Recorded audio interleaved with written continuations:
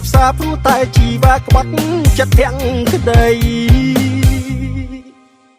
លឺហើយថ្លាមស្ទើរឈូធ្លាក់ដល់ចុងជើង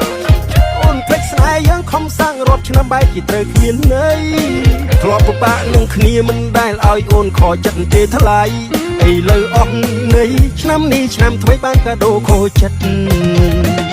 ទៅចង់បងលែងស្ដាយអូនគិតថាស្នេហាអេតចាយមិនដឹងវេទនាថាជឿមលែអើយមិនដឹងប្រើស្រាំចូលឆ្នាំខូចចិត្តហើយស្រាប់តែបាត់សែតមិនដឹងទៅចូលពេទ្យពីបងនេះដាច់មែបស្លូតស្លុតមិនដឹងអីចង់រត់តែព្រឹកសាសែតពេញអង្គុយផឹកពីយប់ដល់ព្រឹកនៅខូចចិត្តធម្មតា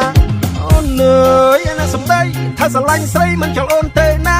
អូនបោកចិត្តអូនសាវ៉ាអូនមានថ្មីលើបងឈឺផ្សាមិននឹងធ្វើយ៉ាងម៉េចមានតែយកប្រាប់ម៉ែពុកអង្គុយសុំទុកមិននឹងគិតយ៉ាងណា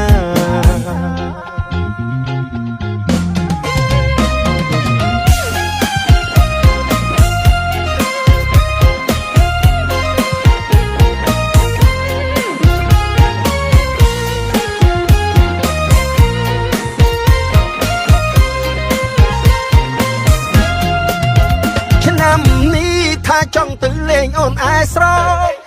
ថាទៅជួបម៉ែពុកគិតគូរឿងថ្ងៃពួកយើងរៀបកា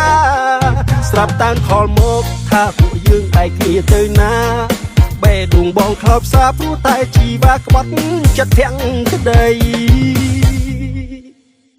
លឺហើយថ្លាមស្ទើរឈូធ្លាក់ដល់ចុងជើងអូនភ្លេចស្នេហ៍យើងខំសាំងរាប់ឆ្នាំបែកជាត្រូវគ្មានន័យធ្លាប់ពិបាកនឹងគ្នាមិនដែលឲ្យអូនខកចិត្តទេថ្លៃឥឡូវអស់នៃឆ្នាំនេះឆ្នាំថ្មីបានកាដូខូចចិត្ត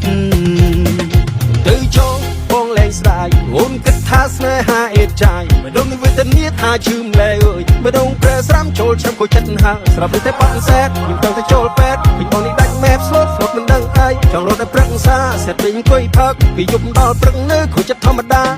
អូនអើយណាសំដីថាស្រឡាញ់ស្រីមិនចង់អូនទេណាអូនបោកចិត្តអូនសាវ៉ាអូនមានថ្មីលើបងឈឺផ្សាមិននឹងធ្វើយ៉ាងម៉េចមានតែយកប្រាប់ម៉ែពុកអង្គុយសុំទុកមិននឹងគិតយ៉ាងណា